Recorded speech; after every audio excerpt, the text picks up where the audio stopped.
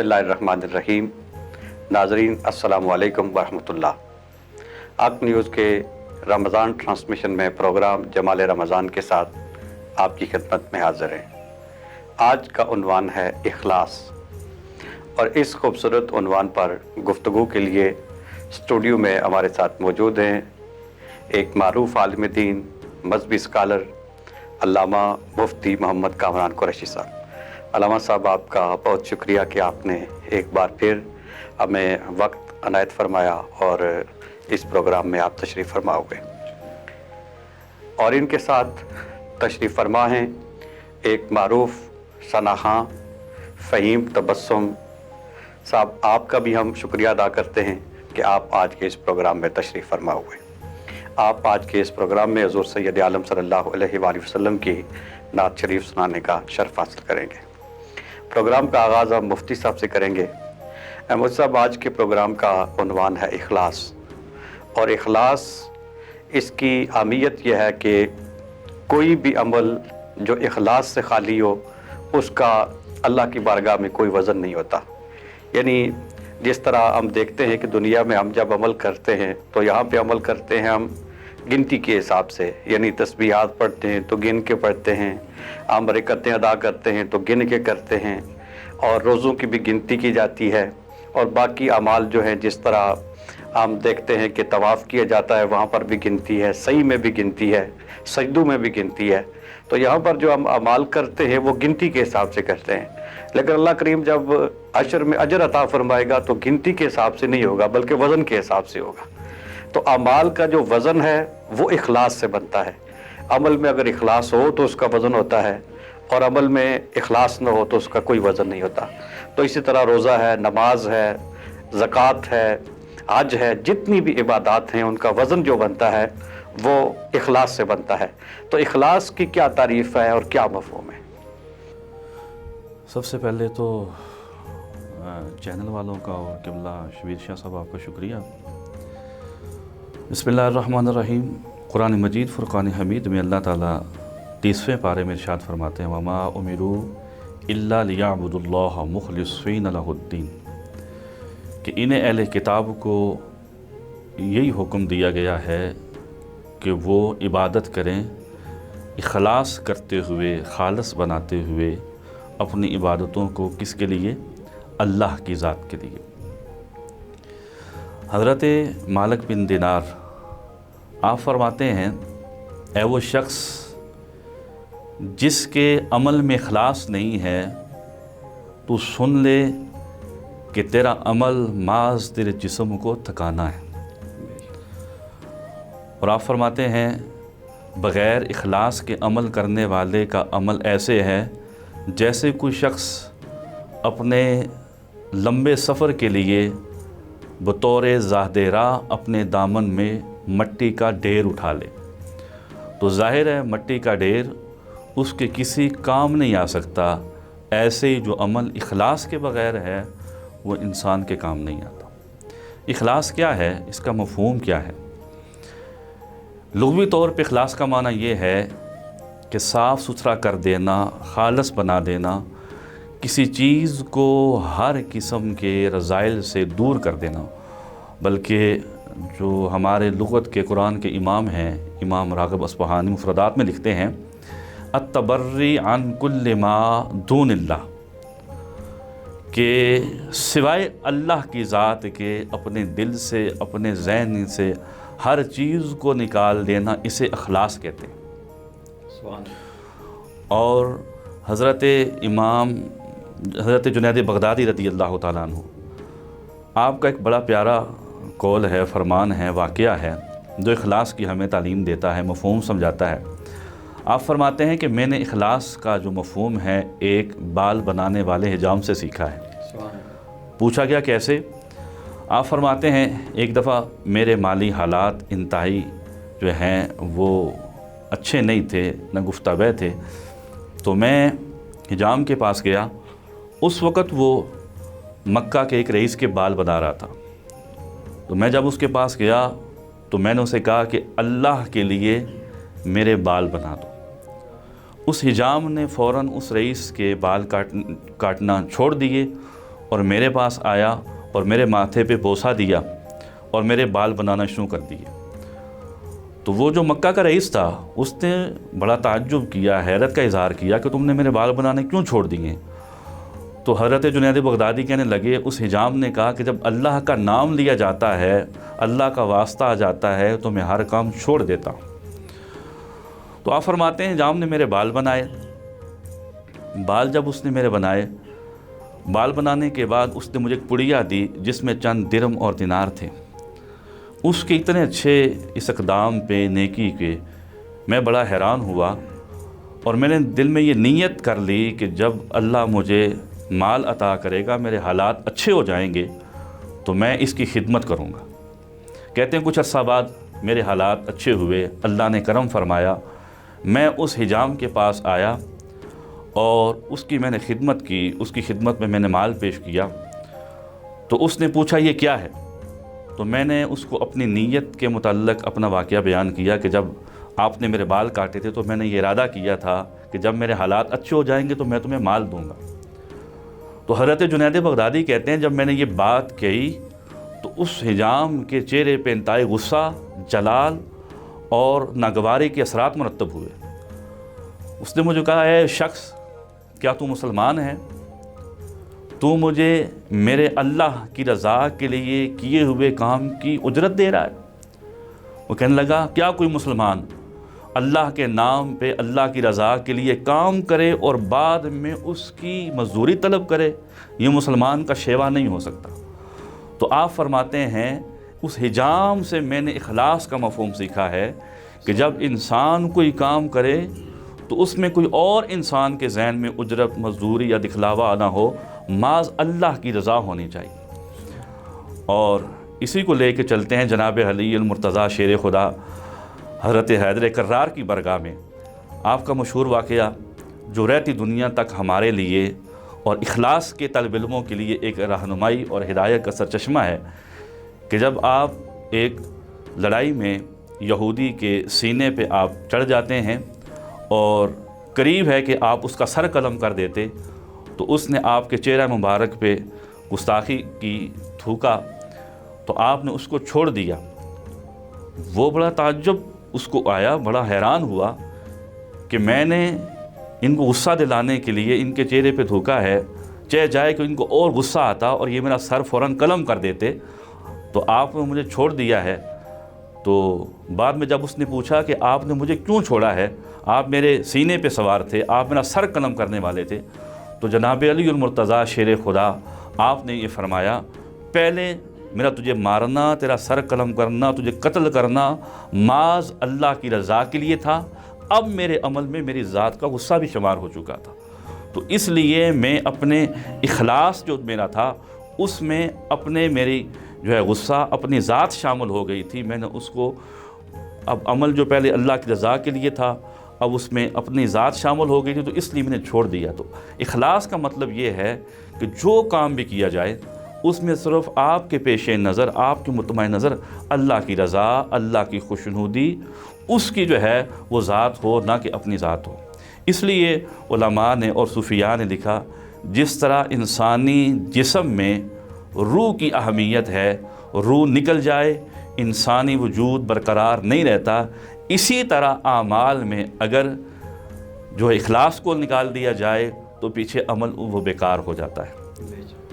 قرآن مجید فرقان حمید میں اللہ تعالیٰ فرماتا ہے، اِنَّا أَنزَلْنَا إِلَيْكَ الْكِتَابَ بِالْحَقِّ فَاعْبُدِ اللَّهَ مُخْلِصًا لَهُ الدِّينَ۔ اے حبیب، ہم نے قرآن آپ کی طرف حق کے ساتھ نازل کیا ہے، آپ اللہ کی عبادت کریے اخلاص کو اختیار کرتے ہو۔ تو اخلاص اتنی بڑی دولت ہے، جتنے بھی ہمارے اعمال ہے، کیونکہ رمضان کا مہینہ ہے، آقا علیہ السلام نے یہ جو آپ کی مشہور حدیث ہے، حدیث قدسی ہے، کہ اللہ فرماتا ہے روزہ میرے لیے ہے، الصوم لی وانا اجزی بہ، اس میں بھی اخلاص زیادہ ہونے کی وجہ سے اللہ اجر عطا فرمائے۔ کیونکہ حضور نے فرمایا کہ عمل انسان کرتا ہے اس کا جو ہے عام روٹین میں 10 گنا اس کو اجر دیا جاتا ہے، یا بڑھا کے 700 گنا تک دیا جاتا ہے، لیکن اللہ فرماتا ہے روزہ میرے لیے ہے، اس کی جزا میں دوں گا۔ کیوں؟ اس روزے کے عمل میں اخلاص زیادہ ہوتا ہے، ریاکاری نہیں آ سکتی۔ اب کسی کو کیا پتا کہ اس نے دن میں کھایا ہے پیا ہے یا اس نے کوئی ایسا ویسا کام کیا ہے جو روزے کے خلاف ہو. اللہ جانتا ہے, بندہ جانتا ہے. یعنی اخلاص کا جو ہے وہ دامن زیادہ ہوتا ہے, اس لیے اللہ نے قواعد سارے ہٹا کے فرما دیے اس کی جزا میں زیادہ. ماشاءاللہ ماشاءاللہ. مفتی صاحب آپ نے بہت خوبصورت طریقے سے اخلاص کا مفہوم بیان کیا. ابھی پروگرام میں وقت ہوا ہے ایک نعت شریف کا, اور ہمارے ساتھ تشریف فرما ہے معروف صلاح خان, فہیم, تبسم, قاسمی صاحب. تو ہم آپ کی طرف چلتے ہیں. قاسمی صاحب آپ کیا سنا رہے ہیں آج؟ بے طلب بھیک یہاں ملتی ہے, آتے جاتے بے طلب بھیک, بے طلب بھیک یہاں ملتی ہے, آتے جاتے یہ وہ در ہے, یہ وہ در ہے کہ جہاں دل نہیں توڑے جاتے, یہ وہ در ہے. جان و دل آپ کے قدموں پہ لٹائے جاتے, جان و دل آپ کے قدموں پہ لٹائے جاتے, ہم بھی گئے آپ کے اس دور میں پائے جاتے, ہم بھی گئے آپ شہر سرکار کی ہم خاک کے ذرے ہوتے, تو آپ کی راہ ہم بکھرے ہوئے پائے جاتے, آپ کی راہ. اور یہ ہے آقا کی عنایت, وہ کرم کرتے ہیں, ورنہ ہم جیسے کہاں در پہ بلائے جاتے, ورنہ ہم جیسے کہاں در پہ بلائے جاتے, ورنہ ہم آخری مقطع ہے کہ ہم کہاں ہوتے, کہاں ہوتی یہ محفل الطاف کہ خاک کربل پہ اگر گھر نہ لٹائے جاتے, خاک کربل پہ اگر گھر نہ لٹائے جاتے, خاک کربل.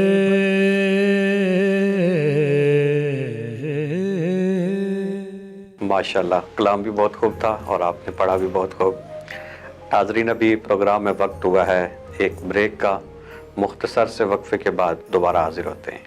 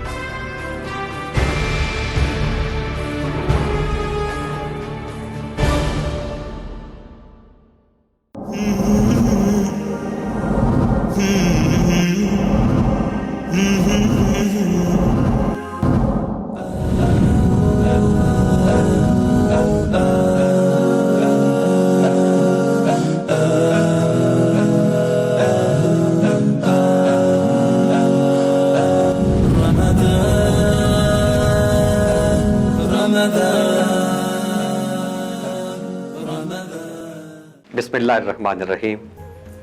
अस्सलाम वालेकुम नाजरीन, प्रोग्राम में एक बार फिर खुश आमदीद। आज का उन्वान है इखलास, और इस उन्वान पर हमारे साथ आज शरीक गुफ्तगू हैं अल्लामा मुफ्ती मोहम्मद कामरान कुरैशी साहब। अल्लामा साहब, ब्रेक से पहले आप गुफ्तगू फरमा रहे थे इखलास की अहमियत पर कि इखलास की क्या अहमियत है। हज़ूर सैयद आलम सल्लल्लाहु अलैहि वसल्लम की अहादीस जो रोज़े की फजीलत पर हैं, तरावी की, क़याम लैल की फजीलत पर हैं, उनमें भी हमें इखलास का तज़किरा मिलता है। जिस तरह बुखारी और मुस्लिम की मारूफ रवायत है, हज़रत अबू हुरैरा रज़ियल्लाहु तआला अन्हु रावी हैं कि सरकार ने फरमाया, मन साम रमज़ान ईमानन व इहतिसाबा गुफ़िर लहू मा तक़द्दम मिन ज़ंबिही व मन काम रमज़ान ईमानन व इहतिसाबा गुफ़िर लहू मा तक़द्दम मिन ज़ंबिही व मन काम लैलतुल क़द्र ईमानन व इहतिसाबा गुफ़िर लहू मा तक़द्दम मिन ज़ंबिही। यहाँ पर अल्लाह करीम के महबूब ने इरशाद फरमाया कि जो रमज़ान के दिनों में रोज़े रखेगा उसके गुनाह माफ़ कर दिए जाएंगे, जो रातों में क़याम करेगा उसके गुनाह माफ़ कर दिए जाएंगे, जो लैलतुल क़द्र में क़याम करेगा, इसमें शब बेदारी करेगा, उसके गुनाह भी माफ़ कर दिए जाएंगे। लेकिन साथ हर मौके पर कैद मौजूद है ईमान व इहतिसाबा की, कि शर्त ईमान की भी है और शर्त इखलास की भी है। तो अगर किसी अमल में इखलास न हो तो उसका क्या नुकसान है? बिस्मिल्लाहिर्रहमानिर्रहीम। मैं आपके सवाल का जवाब देते हुए इस हदीस को मेंशन करूँगा। मशहूर व मारूफ हदीस है सियासता की, बुखारी मुस्लिम की। नबी मुकर्रम सल्लल्लाहु अलैहि वसल्लम ने फरमाया, इन्नमल आमालु बिन्नियात लिकुल्लि इम्रिइन मा नवा। अमाल का दारोमदार नीयतों पे होता है और हर शख्स के लिए वही कुछ होता है जिसकी वो नीयत करता है। आगे हदीस डिटेल से है कि जिस शख्स की नीयत अल्लाह और उसके रसूल के लिए है तो उसको अजर व सवाब भी अल्लाह और उसका रसूल देंगे। जो हिजरत करता है अल्लाह के लिए तो उसका अजर अल्लाह देगा, और जिसकी नीयत हिजरत में किसी औरत से निकाह करना होता है तो उसके जो है उसको एक निकाह जो करेगा उसको उसी का अजर मिलेगा, उसके लिए और कुछ नहीं है। कुल्लि इम्रिइन मा नवा, हर शख्स के लिए वही है जिसकी वो नीयत करता है। रोज़ा हो, नमाज हो, ज़कात हो, या बिलखुसूस रमज़ान के महीने में करने वाले अमाल सालिहा हो, इन सारों में इखलास बहुत अहमियत का आमिल है। नीयत जो है, जो आपकी इंटेंशन है, उस पर डिपेंड करता है। अब रमज़ान में सबसे पहले तो आपको जो है मुखातिब किया जाता है, आप मुकल्लफ़ बनाए जाते हैं रोज़े के, आपने रोज़ा रखना होता है। उसके बाद शाहर रमज़ान अल्लज़ी उन्ज़िला फ़िल क़ुरआन, रमज़ान का महीना जिसमें कुरान नाज़िल हुआ, आप सबसे ज़्यादा कुरान की तिलावत करते हैं, और उसकी एक सूरत ये भी है कि आप नमाज तरावीह पढ़ते हैं। तो अब दूसरी हदीस जो आका सल्लल्लाहु अलैहि वसल्लम ने फरमाई कि रोज़े का अजर ज़्यादा दिया जाता है, रोज़ा अल्लाह के लिए होता है और उसका अजर भी अल्लाह देता है। उसकी वजह ये होती है कि रोज़े में दिखलावा नहीं, उसमें रियाकारी नहीं है। किसी को नहीं पता कि आपका रोज़ा है या नहीं है, आपने दिन के वक़्त कुछ खाया पिया है कि नहीं है। इस वजह से रोज़े में खलास ज़्यादा पाया जाता है और उसका अजर भी इतना बढ़ा के दिया जाता है कि इंसान की सोच वहाँ तक नहीं जा सकती। उसके बाद आपने कहा तरावीह है या कुरान है, तो आपने साथ ये भी अर्ज़ किया कि मन साम रमज़ान ईमानन व इहतिसाबन, ईमान के साथ और इहतिसाब के साथ, इखलास के साथ कुरान पढ़ेगा या क़याम करेगा, उसके ज़हन में अल्लाह की रज़ा हुई, अल्लाह की खुशनुदी हुई, अल्लाह की इबादत जो है वही उसके ज़हन में हुई, तो उसको अल्लाह अजर अता फ़रमाएगा। और रमज़ान में तो अजर भी बेहिसाब दिया जाता है। और यहाँ पर मैं एक और कुरान के हवाले से एक हदीस है मिशकात शरीफ की, और दीगर मुहद्दिसीन ने इसको नकल किया है कि क़यामत के रोज़ सबसे पहले 3 ऐसे लोगों का हिसाब व किताब किया जाएगा। उनमें सबसे पहले कारी कुरान होगा। अल्लाह ताला उसको फरमाएंगे कि मैंने दुनिया में तुम्हें तरह तरह की नेमतें अता की हैं, तो तूने मेरी ज़ात के लिए क्या किया है? तो वो कारी कुरान अर्ज़ करेगा, ए बार इलाही, मैंने तेरे हबीब के इरशाद के मुताबिक कुरान पढ़ा है और उसके बाद लोगों को सिखाया है, मैंने लोगों को दीन सिखाया है, कुरान सिखाया है, तो अब मैंने ये काम आपकी ज़ात के लिए किए हैं। तो अल्लाह फरमाएगा कि तू झूठा है। वो फरमाएगा, वो अर्ज़ करेगा, या अल्लाह कैसे? तो अल्लाह फरमाएंगे, तेरा ये जो काम करना था इसमें तेरी नीयत ये थी कि लोग मुझे कारी कुरान कहें, लोग मेरी दुनिया में वाह वाह करें, मुझे आलिम कहें, मुझे बहुत बड़ा कारी कुरान कहा जाए। सो लोगों ने तुम्हें दुनिया में कारी कुरान भी कर दिया, तुम्हारी जो तारीफ़ भी कर दी, तुम्हें सराहा भी गया। जिस नीयत से तूने ये काम किया था वो तुम्हें उसका अजर दुनिया में मिल गया है। तो अल्लाह ताला उसको जहन्नम में डालने का हुक्म इरशाद फरमाएंगे। उसके बाद एक शहीद होगा, शहीद को अल्लाह फरमाएंगे कि मैंने तुम्हें दुनिया में तरह तरह की नेमतें अता की हैं, तूने मेरी ज़ात के लिए क्या किया है? तो वो कहेगा या अल्लाह, मैंने अपनी प्यारी जान जिससे कीमती कोई चीज़ नहीं है उसको तेरी रज़ा के लिए तेरी बारगाह में पेश किया है, कुर्बान किया है। तो अल्लाह फरमाएगा शख्स तू भी झूठा है, तूने दुनिया में शहादत और लड़ाई और जिहाद इस वजह से किया है कि ताकि लोग तेरी तारीफ़ करें कि ये बड़ा बहादुर है, बड़ा जरी है, दलेर है, या तुझे गाजी और शहीद के लक़ब से पुकारा जाए। इसलिए तूने लोगों को दिखाने या बतलाने के लिए अमाल किए हैं। तो लोगों ने तुम्हें शहीद भी कह दिया, तुम्हें गाजी भी कह दिया, तुम्हें बहादुर और दलेर भी कह दिया। तूने लोगों को दिखलाने के लिए कहा था, इसलिए दुनिया में तुम्हें ये अजर मिल चुका है। उसके बाद एक गनी होगा, अल्लाह उसे फरमाएंगे मैंने तुम्हें तरह तरह की नेमतें दी हैं, माल दिया है, तूने मेरी ज़ात के लिए क्या किया है? तो वो शख्स कहेगा मैंने लोगों पे, गरीबों पे, मसाकीन पे अपने माल को तेरी रज़ा के लिए ख़र्च किया है। तो अल्लाह फरमाएंगे तूने ख़र्च इसलिए किया कि तुम्हें दुनिया में सही कहा जाए, तेरी तारीफ़ात की जाएँ, लोग तुम्हारी तारीफ़ करें, सताइश करें। इसलिए जिस नीयत से तुमने जो काम किया था अल्लाह तुम्हें दुनिया में उसका अजर दे दिया गया है। अब मेरे पास तुम लोगों के लिए कोई अजर नहीं है। कारी कुरान को, उस शहीद को, उस सखी को अल्लाह ताला जहन्नम में डालेंगे। क्यों? इसकी वजह ये थी कि उनके आमाल में अल्लाह की रज़ा नहीं थी, न कारी कुरान के कुरान पढ़ाने में, न शहीद की शहादत में, न सखी की सिखावत में। यानी इसका माना ये बना कि एक कारी सारी ज़िंदगी तिलावत करता रहा, लेकिन चूँकि इखलास नहीं था इसलिए तिलावत ने उसे कोई नफ़ा नहीं दिया। एक सखी था जो सारी ज़िंदगी अपने ज़ौम के मुताबिक सखावत करता रहा, माल तकसीम करता रहा, लेकिन चूँकि उसमें इखलास नहीं था लिहाजा क़यामत के दिन उसकी इस सखावत ने उसे कोई नफ़ा नहीं दिया। और एक मुजाहिद जिसने जान तक कुर्बान कर दी और सारी ज़िंदगी लड़ता रहा, लेकिन चूँकि उसके पास भी इखलास नहीं था लिहाजा उसके इस जिहाद ने भी उसे कोई नफ़ा नहीं दिया। मैं यहाँ आपकी बात काटना चाहूँगा। हज़रत जनाब सैयदना सिद्दीक़ अकबर फरमाते हैं, हुज़ूर ने फरमाया रियाकारी शिरक ख़फ़ी है और ये तुम्हारे अमाल में ऐसे दाखिल हो जाता है कि जैसे कोई चींटी चटियल मैदान में चलती है। अब एक चटियल मैदान हो यानी जिसकी सतह शीशे की मानिंद हो, उस पर चींटी चले तो पता नहीं चलता। ऐसी रियाकारी, ऐसा शिरक है जो अमाल में दाखिल हो जाता है, इंसान को पता नहीं चलता। तो इसलिए ये इखलास बहुत बड़ी अल्लाह की नेमत है। अमाल करते हुए अल्लाह से इखलास की दुआ करनी चाहिए। यहाँ मैं एक और वाक़या आपके गोश गुजार करना चाहूँ। ग़ज़वा तबूक के मौका पर जब नबी मुकर्रम सल्लल्लाहु अलैहि वसल्लम ने सहाबा कराम को माल पेश करने का हुक्म इरशाद फरमाया था, तो एक गरीब सहाबी थे, उनके पास कोई माल नहीं था। ग़ज़वा तबूक का मौका था, मुसलमानों को माल की ज़रूरत थी और अल्लाह के नबी का हुक्म था। तो वो शख्स, वो सहाबी एक यहूदी के पास गए, सारी रात उसका कुआं जो है वो सैराब करते रहे। सुबह यहूदी ने बतौर उजरत 2 सेर खजूरें दी। वो सहाबी हुजूर की बारगाह में लेके आए और अर्ज़ की या रसूल अल्लाह, मेरे पास और कोई माल नहीं है, सिर्फ ये 2 सेर खजूरें रात को मैंने कमा के ये हासिल की हैं, ये आपकी बारगाह में पेश करता हूँ। तो अल्लाह के नबी इतने खुश हुए, फरमाया मस्जिद नबवी में माल का ढेर लगा हुआ है, तुम ये खजूरें उनके ऊपर गिरा दो ताकि अल्लाह इन तुम्हारी खजूरों के सदक़े इस सारे माल को कबूल कर ले।